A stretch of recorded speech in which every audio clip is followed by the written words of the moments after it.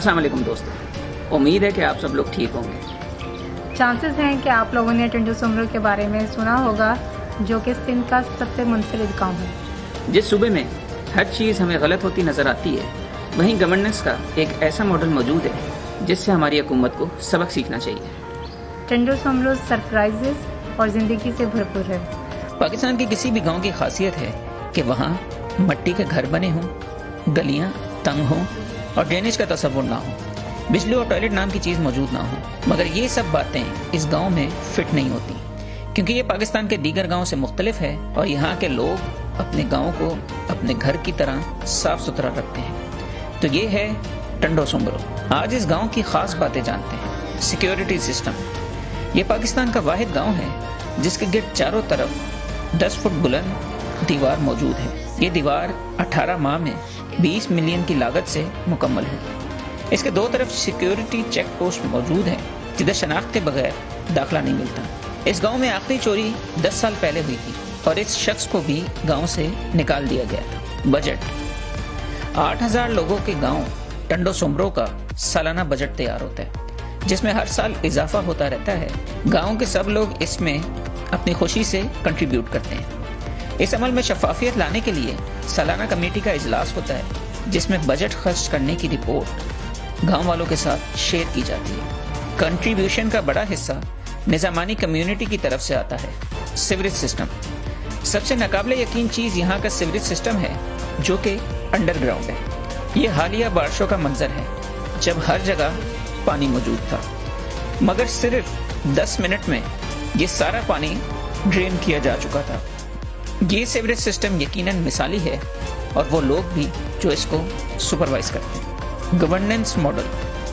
8000 की आबादी के लिए मुख्तलिफ कमेटियां मौजूद हैं जो कि लोगों को सहूलियात देने के लिए काम करती हैं। यहाँ इलेक्ट्रिक पोल्स को वुडन बॉक्सेस से कवर किया गया है, जबकि गलियों में डस्टबिन रखे गए हैं। सड़कें यहाँ की पक्की हैं। कचरा कहीं नजर नहीं आएगा, क्योंकि हर रिहायशी को पाबंद किया जाता है कि वो कचरा डस्टबिन में ही डाले। कुंडा पॉलिसी की भी यहाँ इजाजत नहीं है। बिजली चोरी पर पकड़े जाने की सूरत में 6 माह की बिजली की महरूमी और 25,000 जुर्माना है, जबकि 100% बिजली के बिल्स की रिकवरी यहाँ से होती है। एजुकेशन। टंडो सोमरो में तालीम की शरह पाकिस्तान के दीगर गाँव और टाउन से बेहतर है। यहाँ की यूथ बुनियादी तालीम गाँव के स्कूल से ही हासिल करते हैं। यहाँ का प्राइमरी स्कूल किसी जदीद स्कूल से कम नहीं। कमेटी इंश्योर करती है कि स्कूल की इनरोलमेंट 100% हो। लड़कियों के लिए अलग स्कूल मौजूद है। ये इस स्कूल की कंप्यूटर लैब है, जो कि किसी भी जदीद स्कूल से कम नहीं। हेल्थ। यहाँ का अस्पताल पब्लिक प्राइवेट पार्टनरशिप की बुनियाद पर चलता है। फंड से बेहतरीन डॉक्टर्स की खिदमात ली जाती हैं, जो कि 24 घंटे मौजूद रहते हैं ताकि हर किसी को बेहतरीन सहूलत मिले। अब यहाँ एम्बुलेंस भी मौजूद है। Asim agricultural farm.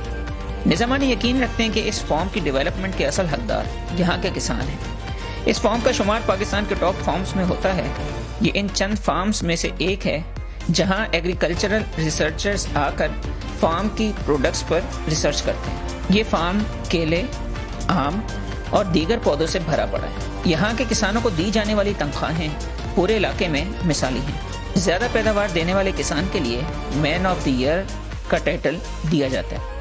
इसके अलावा 25,000 रुपए इनाम और बोस्की की पगड़ी मिलती है। किसानों को तफरीही दौरे भी कराए जाते हैं। कुछ अरसा कबल 150 किसानों को कराची का तफरीही दौरा कराया गया था। 10 लाख रुपए के अखराजात इंतजामिया ने खुद बर्दाश्त किए थे। तो ये थी टंडो सोमरो की कहानी, जो पाकिस्तान के दीगर इलाकों के लिए एक मिसाल है कि हर चीज़ का कसूरवार हुकूमत को ठहराने के बजाय अगर किसी भी इलाके के रहायशी एजुकेटेड हों, मुत्तहिद हों, कमिटेड हों और डेडिकेटेड हों, तो वो अपने इलाके की तकदीर खुद बदल सकते हैं और उसको टंडो सोमरो बना सकते हैं। तो ये थी आज की वीडियो।